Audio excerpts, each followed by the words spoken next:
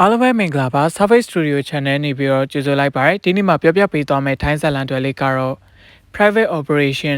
လျှို့ဝှက်ထောက်လှမ်းရေးဆိုတဲ့ထိုင်းဇာတ်လမ်းတွေလေးအကြောင်းပဲဖြစ်ပါတယ်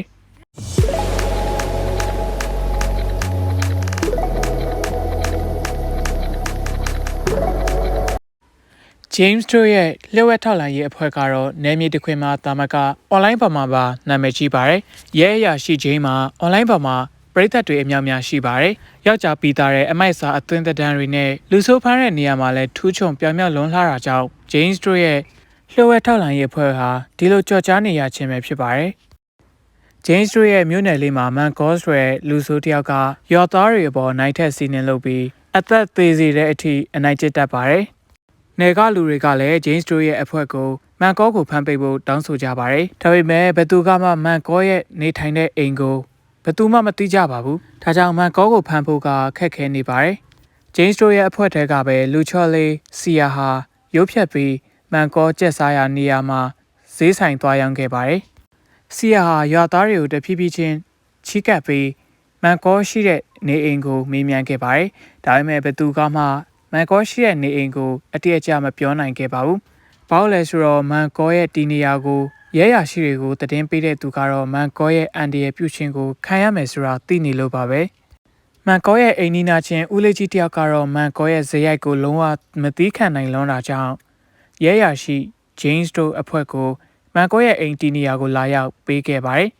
ဒီလိုနဲ့James တို့အဖွဲ့ကလည်းMancosကိုဖမ်းဖို့တဲလွန်စာတွေရသွားခဲ့ပါတယ်နောက်တစ်နေ့မှာJames တို့အဖွဲ့ဟာMancosရဲ့အိမ်ကိုသွားခဲ့ပါတယ်Mancosရဲ့အိမ်ပုံစံကလူနေတဲ့ပုံစံမဟုတ်နေပဲ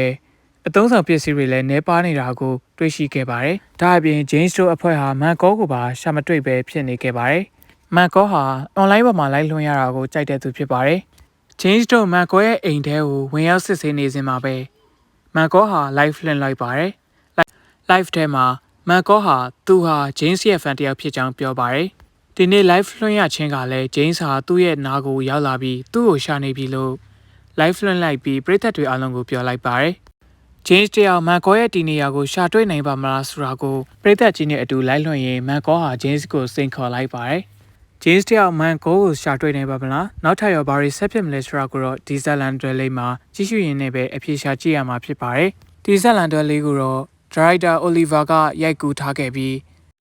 လူမှုအဖွဲ့အစည်းတွေမှာအမှန်တကယ်ဖြစ်ပျက်ခဲ့တဲ့အမှုခင်း၈ခုကိုခြေခံပြီးတော့ဇက်လန်တွေတစ်ခုအနေနဲ့ပုံဖော်ရိုက်ကူးထားတာပဲဖြစ်ပါတယ်။လူချော်လေးတွေပဲပါဝင်ဖွဲ့စည်းထားတဲ့Jamesတို့ရဲ့အဖွဲ့ဟာ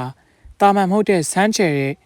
အမှုခင်းတွေကိုဘယ်လိုစုံစမ်းဖော်ထုတ်ကြအောင်လဲဆိုတာကိုတော့ဒီဇက်လန်တွေလေးမှာစိတ်ဝင်စားဖွယ်ကြည့်ရှုခန်းစားကြရမှာပဲဖြစ်ပါတယ်။ဒီဗီဒီယိုလေးကိုလည်းဒီမှာပဲအဆုံးသတ်လိုက်ပါစေ။ကျွန်တော်ရဲ့ channel လေးကတော့ထိုင်းဇက်လန်တွေများစွာရဲ့အကြောင်းအရာတွေကိုတင်ဆက်ပေးနေတဲ့ channel လေးတစ်ခုဖြစ်တာကြောင့်